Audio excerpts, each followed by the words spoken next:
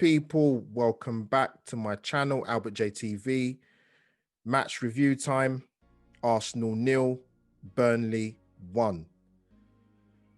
Now, as you can see, I'm wearing a Christmas jumper, and at Christmas is a time of giving, presents, family time. Arsenal certainly are a team that carry on giving presents away. Usually I was going to do my match review after the game, straight after the game, but I actually wanted to hear what Mikel Arteta said, and I'm going to go back and listen to it when I've done this match review. I might put it out tonight or probably early hours of tomorrow morning, depending how long it takes me to finish my review. If there's any swear words, actually I don't apologize for any swearing, because I'm gonna probably go in tonight maybe a little bit than I usually would do.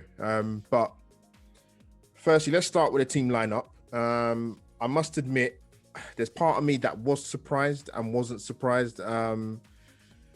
Bellerin starting, Xhaka starting, Willian starting, and Lacazette playing in the sort of number 10 role, false 9, which I don't think it works personally. Yeah, it works in the Europa League and a one-off game, but you know, this is quality of opposition we're talking about here, and the way we're playing at the moment. Yes, I understand you want to try something different, but for me, the Lacazette experiment doesn't work in that position. Went with a flat back four, which I think was the right thing to do. You're playing Burnley at home. Both teams struggling to score. Both teams struggling to win. Burnley haven't won away to Arsenal since 1974. When I looked at Arsenal's run of 3 Premier League games, so we was obviously starting with Burnley, Southampton and Everton, I thought we'd take a minimum 4 points out of 9. I wasn't confident. I thought we'd beat Burnley.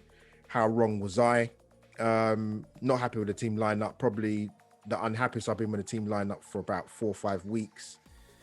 I looked at the bench. If I look away at any point, apologies. We had Runarsson, Ainsley Maitland-Niles, Ceballos, Emil Smith-Rowe, Joe Willock, and Eddie Nketiah on the bench. Personally, when I did my match preview, big up Arsenal Ross, go and subscribe to his channel. We did an Instagram live. I said I would start with, in the middle, particularly with Ceballos and El Neni. So when I saw that Xhaka was starting again, I really didn't understand it, to be honest with you. I understand Mikel Arteta's under pressure. You tried different formations, you tried different personnel. It hasn't worked, but you're playing a home game against Burnley. I don't understand why you're going to pick the subs that you've picked when really 3 of those subs for me should be starting. The mind boggles. Again, the predictability of Arsenal is we are only really successful in terms of an attacking outlet with Saka and Tierney. If it's not for those two, we don't create anything. Yes, we got loads of crosses into the box. Alan Smith made a good point during commentary, actually, when he said that he doesn't really buy into the thing about why Arsenal tossing in crosses in the box when, you know, you've got the likes of Aubameyang who doesn't score that many headed goals. But his argument was, and I understand that, and I'm not going to disagree with Smudger because he was brilliant in the air. If you put the right quality of ball into the box, then if your strikers have got the movement, they will make it into a good cross. Or like I said, if the delivery is good, then your striker should be on the end of it. But I look at the first half. Like I said, for me, the first sort of 25 minutes, we huffed and puffed and we tried to blow the house down. We got a lot of crosses into the box. I wouldn't say we exactly cut Burnley open, but Lacazette had 2 very good chances. The first one, he snatched it from Willian. The second one, you can either argue it both ways. Nick Pope makes a good save, or Lacazette should have scored. I would say it was the latter. What other chances were there? Burnley had a very good chance in the first half. I think it was a cross from Robbie Brady. 9 times out of 10, I think Chris Wood would normally score that, but he sort of heads it, comes off his shoulder, the ball goes wide. The problem I had in the first half is Arsenal were passing, but when we get to the final third, it's too slow. Too slow. When I played football as a youngster, or even in my late teens, early 20s, what's happened to the two-touch football? One touch. This is things you're taught when you're a child. The ball moves quicker than you. Too slow in the final third. 67% possession, I think, for the first half, if I believe. But again, it's that thing, isn't it? It's what you do with the possession of the ball. So we go in 0-0 at half time. I saw a stat before the start of the game with Aubameyang that his shot conversion rate for this season is at 10%. For me, that's a mixture of creativity and Aubameyang not getting himself into positions or taking a bit more onus to get more shots off. For me, it's a combination of two things. Like I said, the first half for me, we got crosses into the box. The only positive attacking outlet for me was Kieran Tierney again and Bukayo Saka again. What can I say? Like I said, final third too slow. We come into the second half. I thought the first 10, 15 minutes, no, I'll say 10 minutes actually, we showed a bit more intensity in our play, which, to be honest, we needed anyway, because we're 0-0. We need to win. Today's game, for me, irrespective of performance, we needed to get the W. 1-0, 2-1, scrappy 2-0, whatever it is, just get the win. So we start the game well in the second half for the first 10, 15 minutes, 10 minutes, I'll say. Tierney has a shot from Aubameyang cut back about 5 minutes into the second half. Saka has a shot from a Willian, I think it was a Willian cut back on the right-hand side, which is 2 minutes later. And then comes the change of the match on 58 minutes, Granit Xhaka sending off. Firstly, a stupid tackle. Typical Xhaka, gets yellow card.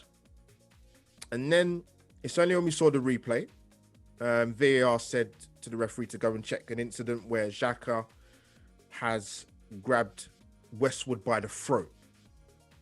I wouldn't even say Westwood wound him up. I wouldn't even say Westwood did a dirty on him. Xhaka, ill-disciplined yet again in an Arsenal shirt. If it's not bookings, it's sending offs. If it's not sending offs, it's the way he stamps his authority on the team and in the game. Poor. Let me rephrase that. Piss poor. So sent off for violent conduct. And Martin Tyler made a very, very good point during the match, actually, just after that happened. He said, he made reference to how angry Arteta was and what he said about Nicolas Pepe after he got sent off against Leeds. Now, I wanted to see the same energy from our head coach or manager for Granit Xhaka for his impetuous play, violent conduct. Unbelievable. So, where do I even start? Again, we talk about Arteta substitutions before I come on to the Burnley goal. To me, he should have made the change a lot sooner with taking Xhaka off and put on Ceballos. Ceballos should have started. Whether you want to talk about Ceballos' qualities, I don't personally think we should have got him on another season-long loan. That's just my personal opinion. I don't think he's good enough. But he should have started today ahead of Xhaka. He brings on, Maitland-Niles for Bellerin. When it's, what it took for Bellerin to get a yellow card or to, realise that we've gone out to 10 men to bring on Ainsley Maitland-Niles. He should have started. He should have come on sooner. Eddie comes on again, another typical substitution. I think he came on for William with about 8 minutes to go. I mean, yes, we're chasing the game, but, Balogun doesn't even make the squad. Reece Nelson's injured again. Emil Smith-Rowe doesn't come on. Willock doesn't come on. This, it's the same predictability with the subs. It's nothing new. Bellerin, I mean, and we've noticed he's actually going to miss the Southampton game because he got another yellow card. So he's going to get a suspension. But let's get it right. Let's have it right. And let's be honest, right, as Arsenal fans. Let's be honest. If Bellerin hadn't got booked tonight and be missing the game against Southampton, if Xhaka didn't get sent off, there is probably a 90% chance those guys start on Wednesday night against Southampton. I think the game's on Wednesday night anyway. He keeps playing the same players. We can criticize Xhaka. We can criticize Bellerin. We can criticize like Mustafi. Mikel Arteta keeps picking these players. I said it many times on my channel, and I'm going to say it again till I'm blue in the face. Don't get bored of saying it. I before the start of the season said there's only 6 players I think that I would trust throughout a 38 game season to put in consistent performances at the time before any transfer window players going in or going out. The 2 goalkeepers, Leno and Martinez, Saka, Tierney, Aubameyang, Martinelli. That's 6 players. The rest of the squad, I wouldn't trust them as far as I could throw them or kick them or punch them, whatever it is. I think about tonight's game and I say to myself, why am I surprised with what I've seen? I've seen it week in, week out. Formations, different front threes, back 4, 3 centre-backs, wing-backs. It doesn't make a difference. The majority of these players are not good enough. And the thing that alarms me about Mikel Arteta, I don't know if you guys agree or not, you'll drop in the comments down below. I could understand, even if he's an experienced coach or he's not, right? I could understand if he was a coach that had just come into the Premier League or managed abroad in Portugal or Spain or France or a lower league level, or he'd never seen Premier League football before in his life. Mikel Arteta played football in his country for over a 10-year period, I'm sure. He's been involved in the coaching setup in the Premier League setup for 10-15 years. You've seen the players play in this league, English or abroad. You've seen systems. You've seen the way teams set up. Why are you not seeing this as a man that's been coaching in this country for 4 years, played football in this country for a number of years at Everton and Arsenal? Why are you making these basic elementary mistakes? And then, like I said, Burnley, no surprise, get the goal. We heard the stat before the game. Arsenal haven't conceded a goal from a set piece. Let that sink in. Great ball in from Westwood from the corner, to be fair. At the time, I thought it was a good flick on the near post, and we saw the replay. It was Aubameyang. Aubameyang scored. He can't score to save his life, remember, but he scores in the opposing net. You couldn't make it. Steven Spielberg couldn't write this in the movie, man. Couldn't make it up. Xhaka sending off, Aubameyang own goal. And we was lucky not to go down to 9 men. How on earth that got reviewed for El Neni? That was a blatant sending off. We should have been down to 9 men. Burnley get the goal, smell blood, could have got the second goal to make it 2-0. I feel sorry for Gabriel playing in this team, in this defense. He's probably thinking, why the fuck did I come to Arsenal? Why did I come to Arsenal? He got sold up the garden path, mate. He got sold a dream. The Xhaka sending off. El Neni should have been sent off. The ill discipline. The only bright sparks were Saka and Tierney. Other than that, I'm scratching my head. We had a couple of half chances, sort of chances second half to get a goal. For me, Lacazette doesn't have the guile or the panache or the footballing brain to play in a number 10 role. He doesn't. Wenger never tried him there. Emery never tried him there. Ljungberg never tried him there. Why is Arteta trying it? Yes, I always say you can question the quality of your footballers at your club, but you have options to be part of the solutions. I've said that in the last 2-3 weeks of my content.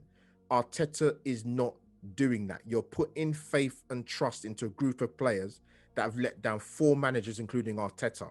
As I said before, if you go back to your Europa League final against Chelsea, 8 of the starting 11 are still at this flaming club. It speaks volumes. Volumes about this club, on and off the pitch. You can look at Arteta, you can sack Arteta tomorrow, it doesn't bother me. I haven't got no sentiment towards Arteta or a majority of these players. I don't love them like sections of the fan base who give these guys or sections of the Arsenal team praise.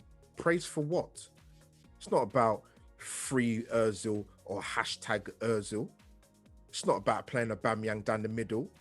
This club is rotten to the core, on and off the pitch. Said it before, you can get a tag team of Mourinho, Klopp, and Guardiola. Nothing is going to change at this club because we have systemic failings at board level. Old ownership, new ownership, same players. The new players are falling into the mire of what's gone on before. We're a mess. And you think, what, with the January transfer window coming up, we're going to make the right acquisitions to come into this football club? Are you kidding yourself? Zabozlai coming to Arsenal, not going to happen. Incompetent board. We're a self-sustaining club. We don't have any money. Total bollocks. We have money. We do have money. It's not how much you spend. It's about identifying the character of the players you're bringing in. Tony Adams said it last season when we lost 2-0 to Leicester in the Premier League when Unai Emery should have got the sack. He said, Arsenal, what are Arsenal doing recruitment-wise? Are you looking at the character? Are they the right fit for this club? They're not. Not at all. Like I said, this season's been a disaster. 7 defeats now. Is that in the Premier League? 15th in the league. 13 points. Worst start to a season since 81-82. Burnley hadn't beaten us since 1974. Leicester, a few weeks ago, hadn't beaten us at home away since 1973. Was it Wolves 2 weeks ago, since 1979? 3 of these teams have come to the Emirates and walked away with 3 points. Let that sink in. And if you're going to ask me what do I think the answers are, I have no idea. People, I see it. I see Instagram. I see Twitter. I've been on social media a long time, and some sections of the Arsenal fan base are to blame. You know, when you talk about football players coming into this club, there's a snobbery. I mentioned on my show, big up Kesh, Ryan Williams. When I mentioned a list of players, Ross was on that channel, Ross was on my live stream. I mentioned a list of players. If you mention these players to Arsenal, some sections of the Arsenal fan base, they will lose their shit. They're not good enough. I mentioned players like Lewis Dunk, Aberi Eze at Crystal Palace, Max Aarons, Norwich, Buendia, Norwich, Doucouré at Everton. All them players I've mentioned, we don't have those type of players at Arsenal. Not one of them. Go and get me a Tariq Lamptey. But if you say them names to the Arsenal fan base on social media, nah, they're not good enough. You know, we need top quality. But they're the same people that were going back Granit Xhaka because he's a captain of Switzerland. They were going back Hector Bellerin because he got recently called up by Spain and he had an ACL. My issue with Bellerin has gone way before his ACL. Offensively and defensively, he's not good at either facet. But Mikel Arteta still keeps picking him week in, week out. If I was Ainsley Maitland-Niles, come January or tomorrow morning, knock on the manager's door, I want to leave Arsenal in January. He's been sold a pipe dream. Whatever was said to him, he stayed. He should have left. Should have gone to Wolves. Would have been more beneficial. Guys play more minutes for England than for Arsenal, probably. It doesn't make sense what's going on at this football club. We're in a mess. We're in a mire. Do I think we're going to beat Southampton on Wednesday? No. I saw them play today. I thought they was outstanding against people can talk about Sheffield United. I thought Southampton were outstanding. You know, centre-backs, Benderek and Vestergaard. Vestergaard would walk into our team. If you ask most Southampton fans, trust me, if you ask them about, what's his name, Vestergaard last season, they would have drove him to the airport and said he's not good enough. Walker Peters, they got from Tottenham. The guy looks like the Roberto Carlos of Southsea. Playing brilliant. Che Adams has picked up form. Danny Ings is back. Armstrong, Ward-Prowse, Baller. He's another one if you mentioned him to come to Arsenal, Arsenal fans will go and meltdown. It's not good. They'll say he's not good enough. What do you do? Guys, drop in your comments down below. 4 home defeats for the first time since 1959. We're breaking records in the worst way possible. Someone drop in the comments down below. Tell me when's the last time Southampton beat Arsenal away. That it could happen. Guys, drop your comments down below. Tell me what you thought of the match, about Xhaka, El Neni. Do you agree with me when I say Tierney and Saka were the only 2 bright spots? Yeah. You know the drill by now. To my subscribers, thank you for your loyalty. Anybody new watching for the first time, smash the like button straight away and please subscribe to the channel. This is me, Albert J TV, over and out. Subscribe, hit the notification bell when my content comes out. Hashtag Arsenal 0, Burnley 1. We move on to Southampton.